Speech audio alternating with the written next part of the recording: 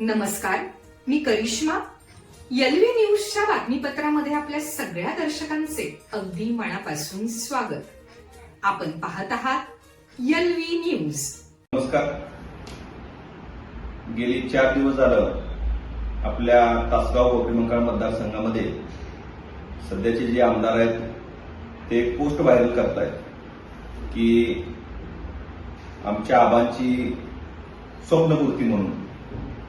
तर मला त्यांना विचारायचं आहे की 1990 पासून तुमच्या घरामध्ये आमदारकी आहे, आज 2026 उजाडलंय, तर गेली 36 वर्ष झालं तुमचं स्वप्न होतं की एमआयडीसी झाली पाहिजे.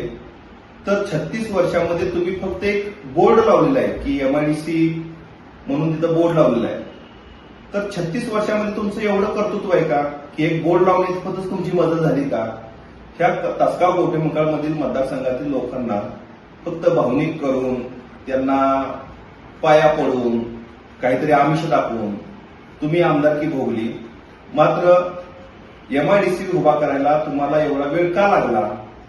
आपल्या बाजूच्याच मतदारसंघामध्ये, पलूस मतदारसंघामध्ये माननीय पद्मनाभ कदम साहेबांनी अतिशय चांगली पलूस एमआयडीसी तिथं मंजूर केली, मात्र तुम्ही ती मंजूर करू शकला नाही. ह्याचं सुद्धा श्रेय तुम्हालाच घ्यावं लागेल. तर पूर्वी एक गोष्ट असायची की आजोबा जर आंब्याचं झाड लावत असेल तर त्यांना विचारायचे की तुम्ही फळं खाणार नाही ह्याची आंब्याची, मग तुम्ही का हे वाढवताय झाड, कशासाठी लावताय आंब्याचं झाड? तर त्यावेळी आजोबा सांगायचे की माझा मुलगा आंब्याचं झाड लावल्यानंतर त्याचे आंब खाईल, माझा नातू आंब खाईल. तसंच माननीय स्वर्गीय आर आबांनी ह्या ठिकाणी एक आश्वासन नावाचं एक गाजराचं झाड लावले आहे, ज्याची फळं फक्त आमदारकीच्या स्वरूपात मिळतात.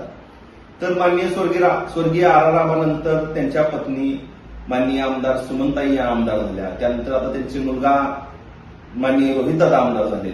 भविष्यात ते फक्त आम्ही एमआयडीसी मंजूर करू, आम्ही रोजगार देऊ, ह्या विषयावरतीच फक्त ते आमदारकी भोगत आहेत.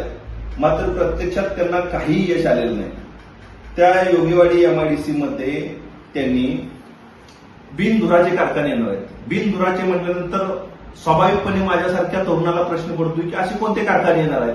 तिथं काही शेवाळ्या तयार करणार आहेत का? पापड तयार करणार आहेत का बेदाणा निटिंग, पॅकिंग, डाळी पॅकिंग, म्हणजे असं कोणतं उद्योग येणार जे बिनधुराचे आहेत?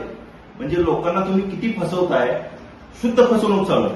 तासगाव तालुक्यातील तर लोकांची फसवणूक चालूच आहे. त्याचबरोबर कवठेमंकाळ तालुक्यातील सुद्धा लोकांची फसवणूक चालू आहे. जे काही आणताय तुम्ही सगळं तासगावलाच घेऊन चाललाय. म्हणजे कवठेमंकाळ तालुक्यातील जनतेनं विचार करण्यासारखी गोष्ट आहे की फंड निम्मा तासगाव तालुक्याच्या तुलनेत, मात्र निष्ठा मात्र डबल. मग ह्याच्या कुठेतरी ह्या कवठेमंकाळ तालुक्यातील जनतेने सुद्धा विचार केला पाहिजे.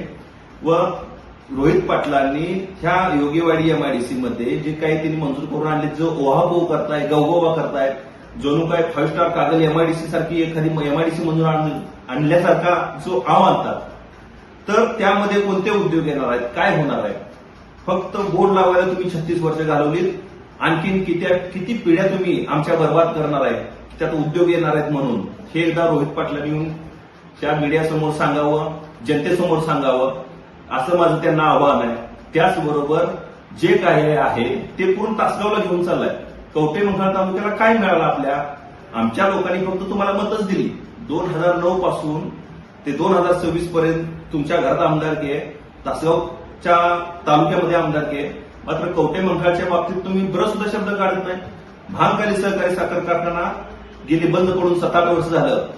तुम्ही रोजगाराची भाषा करताय ना, भांगखाली सहकारी साखर कारखाना चालू व्हावा म्हणून तुम्ही सिंगल प्रयत्न केलेला नाही. त्याबाबत तुम्ही तोंड उघडलं नाही.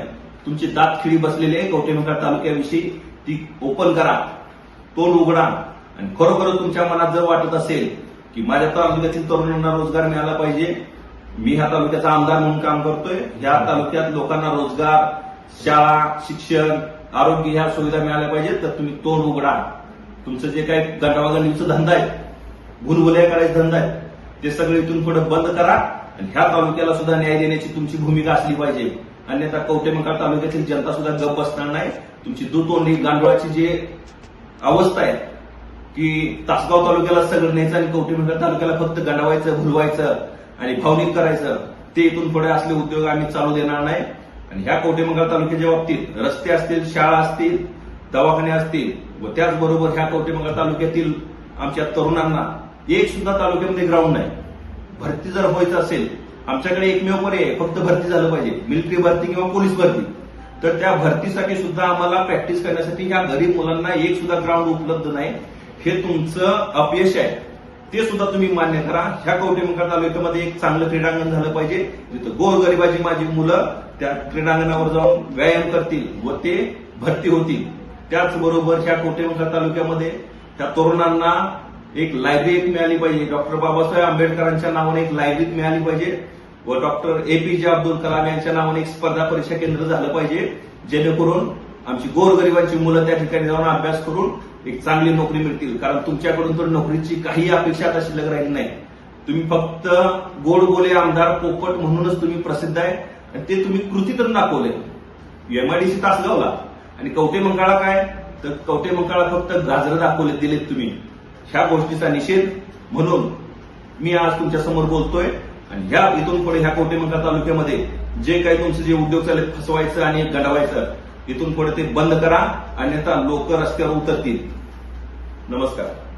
चालू घडामोडींचे अपडेट्स जाणून घेण्यासाठी आपल्या एलव्ही न्यूज चॅनलला सबस्क्राईब जरूर करा, लाईक करा, शेअर करा व कमेंट देखील करा.